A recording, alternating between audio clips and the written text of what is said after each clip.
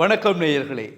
வீட்டிலிருந்து புறப்பட்ட சிறுவன் 4 நாட்களாக எங்கிருக்கிறான் என்று தெரியாமல் உறவினர்கள் போலீசில் முறைப்பாட்டை பதிவு செய்தார்கள். முறைப்பாட்டின் அடிப்படையில் போலீசார் விசாரித்து பார்த்ததில் அந்த சிறுவன் இருக்கின்ற இடம் கண்டுபிடிக்கப்பட்டது. அது எந்த இடம் என்பது தொடர்பாகத்தான் நாங்கள் இப்பொழுது இந்த செய்தியில் பார்க்க இருக்கின்றோம். கடந்த 18ஆம் தேதி வீட்டிலிருந்து சிறுவன் வெளியேறி இருக்கின்றான். காரணம், அவனுடைய தாயார் வெளிநாட்டில் பணிபுரிந்து வருகின்றார். அதனால் அந்த சிறுவன் தன்னுடைய பாட்டியின் வீட்டில் இருந்து கல்வி கற்று வளர்ந்து கொண்டிருந்தான். பாட்டிக்கும் அந்த 7ஆம் தரத்தில் படிக்கின்ற சிறுவனுக்கும், நான் நினைக்கின்றேன் 14 வயது வரும், அந்த சிறுவனுக்கும் பாட்டிக்கும் முரண்பாடு ஏற்பட்டிருக்கிறது. அந்த வாய் தர்க்கத்தினால் ஒரு கட்டத்தில் சிறுவன் வீட்டிலிருந்து நான் வெளியே போகிறேன் என்று பாட்டியை விரட்டிவிட்டு வெளியே சென்றிருக்கின்றான். வெளியே சென்று அங்கிருந்து பேருந்தில் தலைநகருக்கு சென்றிருக்கின்றான்.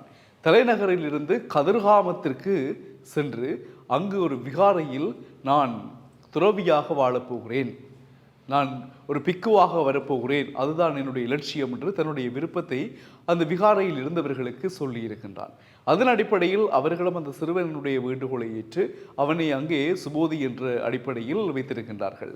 இது தெரியாமல் உறவினர்கள் மற்றும் போலீசார் சிறுவனை தேடிக் கொண்டிருந்தார்கள். சிறுவன் இலங்கையில் மதுரங்குழி பிரதேசத்தைச் சேர்ந்தவனாக அடையாளம் காணப்பட்டான்.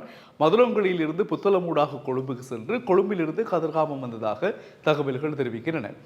இந்த விடயம் தெரியாமல் போலீசார் தேடி அலைந்து ஒரு மாதிரி அந்த சிறுவனின் விருப்பத்தின் பேரில் கதிர்காமத்தில் சுபோதி என்கின்ற பெயரில் அந்த சிறுவன் பிக்குவாக முற்றிலும் எல்லாம் துறந்தவனாக வாழ்கிறான் என்ற விடயம் தெரிய வந்ததை அடுத்து அங்கு சென்று அந்த சிறுவனை வீட்டிற்கு அழைத்து வருவதற்கான நடவடிக்கைகளை மேற்கொண்டார்களாம்.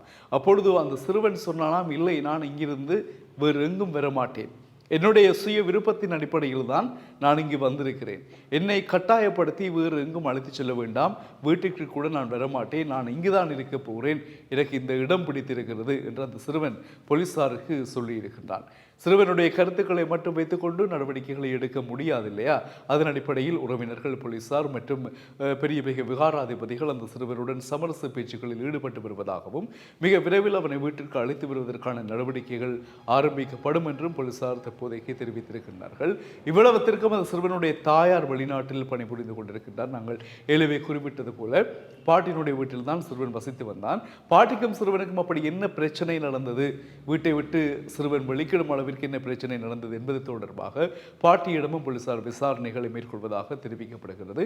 பாருங்கள், நாங்கள் நாளுக்கு நாள் எங்களுடைய வருமானத்தை உயர்த்த வேண்டும், உழைக்க வேண்டும் என்ற நோக்கில் எங்கள் பிள்ளைகளை, குடும்பத்தை விட்டுவிட்டு வெளிநாடுகளுக்கு நாங்கள் செல்லுகின்ற பொழுது இங்கே எங்களுடைய குடும்பம் எவ்வாறு சிதறுண்டு போகிறது, ஒரு ஆறுதலுக்கு, ஒரு அன்புக்கு, ஒரு அரவணைப்புக்கு ஆட்கள் இல்லாமல், உறவுகள் இல்லாமல் எப்படி சின்ன பின்னமாக சிதறுண்டு போகின்றார்கள். அந்த பாட்டி அந்த சிறுவனுடன் இருந்து ஒரு சின்ன சண்டையில் அந்த சிறுவன் வெளிக்கிட்டு இருக்கிறான்.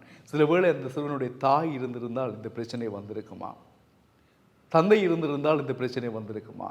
சிந்தித்து பாருங்கள். காசு இல்லாமல் யாரும் வாழ முடியாது.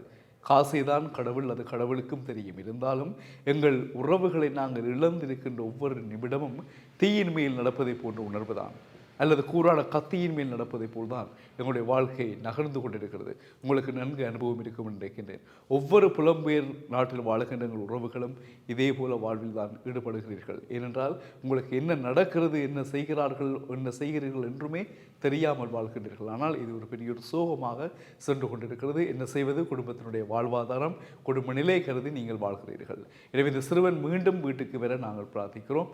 சந்திக்கலாம் உறவுகளே. வணக்கம்.